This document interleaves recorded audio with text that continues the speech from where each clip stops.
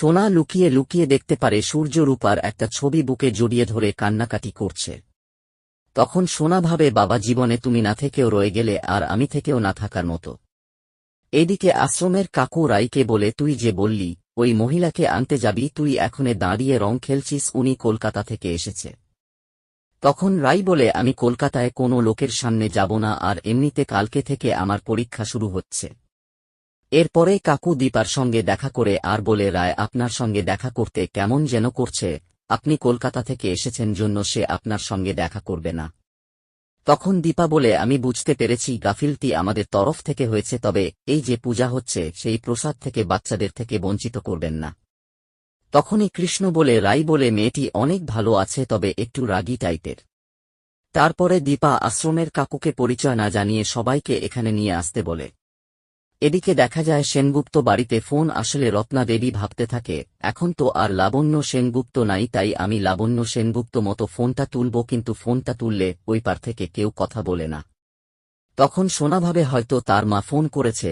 তখনই ওদিক থেকে একজন মহিলা জয়ের খোঁজ করে, কিন্তু কিছু না বলে ডুম করে মহিলা ফোনটা রেখে দেয়। তখন দীপ বলে, আমি একবার ফোন করে দেখব। তখন জয় বলে, ফোন করার প্রয়োজন নেই।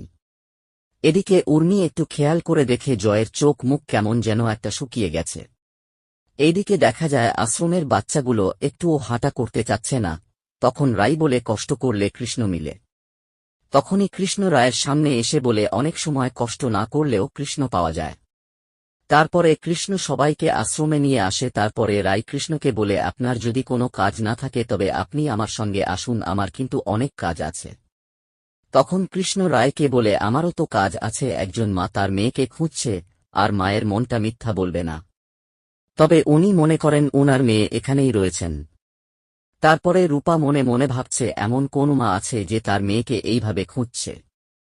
তারপরে রূপা সেখানে চলে যায় যেখানে দীপা পুজো দিচ্ছে। তারপরে রূপা তারই পায়ের ছবি দিয়ে আলপনা করে পূজা করছে। এইটা দেখে রূপা চমকে যায়।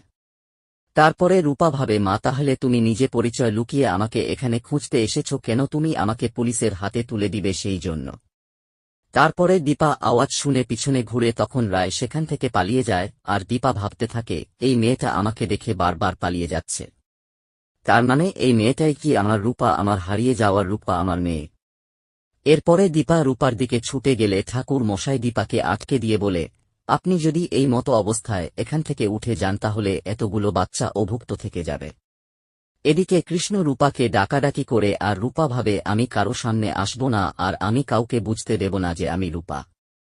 তুমি যে আমার জীবনের সবচেয়ে বড় শত্রু মা, আর সেইটা মনে করাতে তুমি আবারও ফিরে এসেছে এখানে মা। অনুরাগের ছোঁয়া ধারাবাহিকের লেটেস্ট আপডেট সবার আগে পেতে আমাদের চ্যানেলটি সাবস্ক্রাইব করুন, বেল আইকনে ক্লিক করে রাখুন। ধন্যবাদ।